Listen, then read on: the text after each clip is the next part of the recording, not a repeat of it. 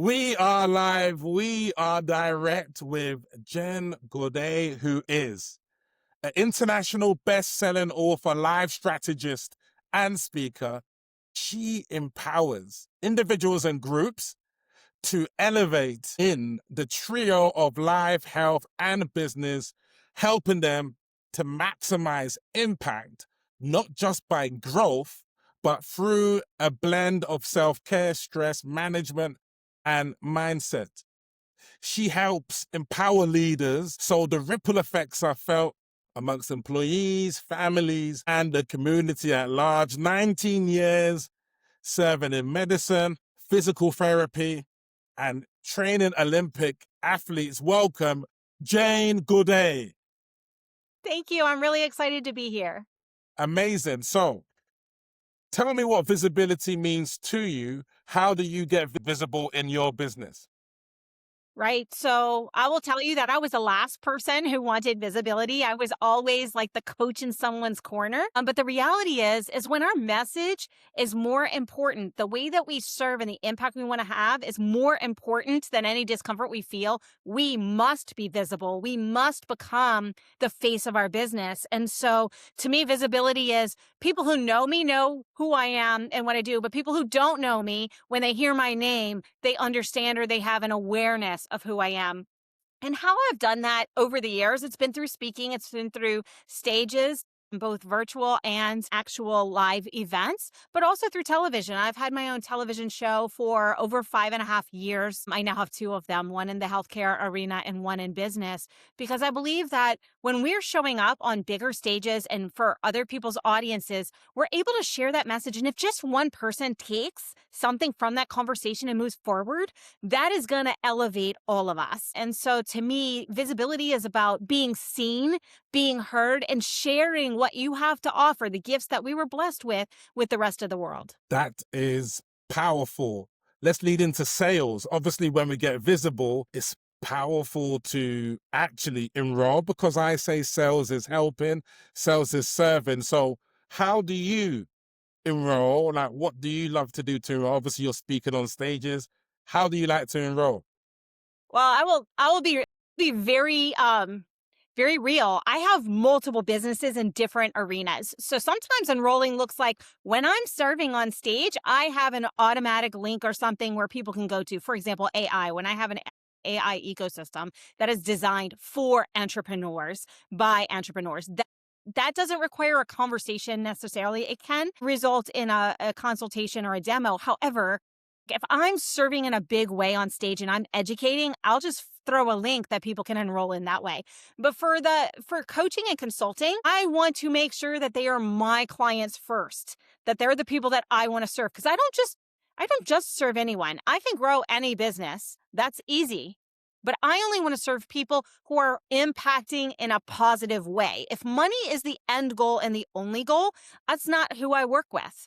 I work with people who are adding so much value that the money will, of course, follow. And so I want to make sure that my enrollment it's a consultative approach, and I give an action step. And if they're not able to do that action item, and it's a tough one usually within 1 to 2 days, then I don't want them in my ecosystem, because they're not going to be an action taker that show up. And I want to work with peak performers and create business athletes. And so do my team. So I'm looking for the people who really want to up level in the world, and I'm going to do that through a consultative approach. Really can sense that passion, that drive, and the fact that you really want to create impact, create that multiplier, that ripple effect, as I spoke about earlier to yourself. Let us know about the book that you wrote, like in terms of, yeah, how many books and tell us a bit about the books that you're best-selling author. Right. So I wrote the book that I wrote in 2019. I haven't written another one since, but it was about boundaries, and it was pre when the world shut down and everything. Because as a healthcare provider, I'm a physical therapist by trade. I worked with athletes. We worked grueling hours, and one of the reasons that I moved from medicine was because of burnout, overwhelm, not taking care of myself. And when I hit I was not well. I wasn't taking care of myself. I was taking care of everyone but myself. I almost lost my marriage because of it. I wasn't the best that I could be because I wasn't setting boundaries once upon a time. And it was not very easy to find a resource that was not steeped in faith. And I have no problem with faith. I grew up Catholic. I went to all girl Catholic schools, but the problem was my faith was creating my lack of boundaries because of the way it was interpreted, because of how we were societally as women raised to be. And so I was looking for something that was a secular approach, and there just was not anything out there that had any real usefulness that could give me a step by step, I guess. And so once I had coaching and I went through a lot and I went through my transformation, I developed a system for caregivers like me who were looking for another option that was a step by step availability that anybody could read the book and could look at it and could immediately move forward and start to set boundaries that were impactful and really create the life that they deserve and that they desire by cutting out the noise. So that was my why behind the book, because I can speak on stages. I was speaking on stages. I can work with people, but there's only so many people that you can help in that capacity. And it was really important for me to get that message out so it could hit the masses for the impact. But not only that, as you well know, a book is a lead generation source. And so once you have that, increases your authority, your credibility, and it became sort of a massive lead generator for me. I went international bestseller in 32 countries because I was speaking and I had an audience already. And it only enhanced the life coaching arm of the business. And I actually ended up having just boundaries coaching as one offering. And it just really it helped me to take off so I could do other things. Amazing. How did it flow into the lead generation? Give us a couple of ways in terms of how it helped with the lead gen. Well, I'll tell you that back in the day, before AI and everything else has assisted with that, I was encouraged to have a landing page or somewhere that people could go. And so I developed that, and I had that literally inside the book in multiple places. But I also gave my email address and had a call to action at each action item. Different chapters, I was like, let me know, are you ready to set boundaries? Let me know what that boundary is. Let's hold each other accountable. And so I created that sort of feedback loop. And I can tell you, number one, it's a mistake if you use your common business email address, because you will get a lot of feedback. I had 17,000, 18,000 emails sometimes. And they were all people who were just responding. So I had to filter that out very rapidly. That was a mistake I made, but I corrected it, right?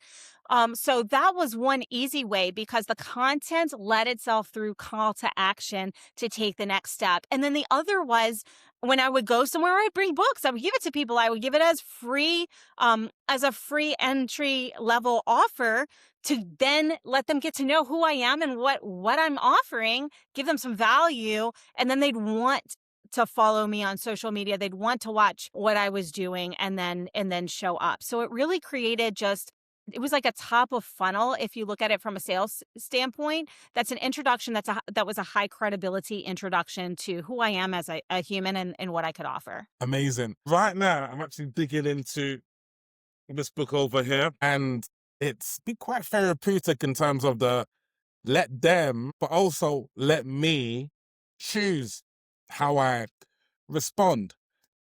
What are you digging into right now? And give us a couple of golden nuggets from what you're reading right now. So hang on, I have mine. Well, it's out of reach, so I don't want to pop off screen, but I'm right now reading up on a couple of people who have done big things. I have Richard Harpen's book. He's the founder of HomeServe, if you're familiar with HomeServe. And he has the 9 steps to create a billionaire business.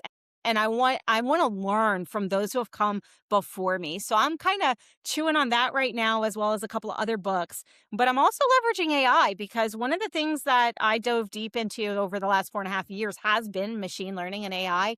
And it's really amazing how when you come upon a topic or something that's challenging, you can literally build your own curriculum and learn from a consortium, a bunch of different books and concepts all at once in a way that immediately feeds into how is this applicable to my business? How is this applicable to my clients? So those are the 2 things that I'm currently doing today as we speak. Lovely. What's the big plan for 2026 for yourself? Like, what would make it a carnival? The big plan for me is I want to empower 1 million entrepreneurs to step into their AI operating system. I'm a partner in an operating system, an AI tool. It's not just tool. It's a operating system that literally was designed by entrepreneurs for entrepreneurs to take sales, marketing, copywriting and decision making, financials into their business so that they can have basically a $5 million executive team right there with them all day, every day, maximizing the revenue, the revenue into the business, their profitability so that they can maximize their impact. And I intend to have 1 million people served with that product in the next 12 months. Wow. I love the fact you're not resting on your laurels. No, there's no such thing. The key of entrepreneurship, everybody thinks you arrive. No, there is no arriving. Once you get to a goal, it's like, okay, what's that next goal? I have millions of viewers on my TV shows, so I know I'm having an impact. Now I want a documented impact, and I want to know what's your ROI when you're using this system, when you're using these tools, because it's so amazing what we can do when we leverage technology and amplify our humanity. Wow. I knew this would be a special episode. I knew just from just observing, doing my due diligence that I'm not disappointed. From London to Texas, I could feel the frequency, sister. London to Texas.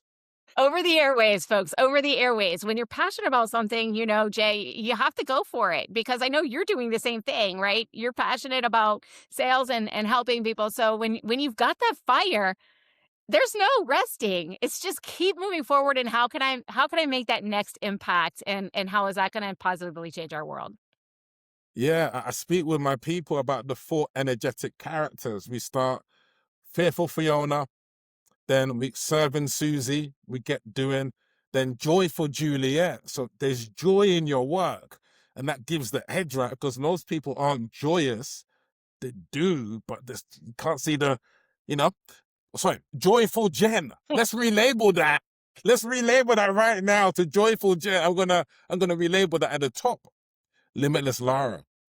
Limitless Lara sees nothing but opportunities, nothing but joint venture partners, nothing but collaboration, nothing but infinite growth. And I see you as Limitless Lara, Jen. Just that spirit that you have of just opening doors for others. I think that's important. And, we get what we give.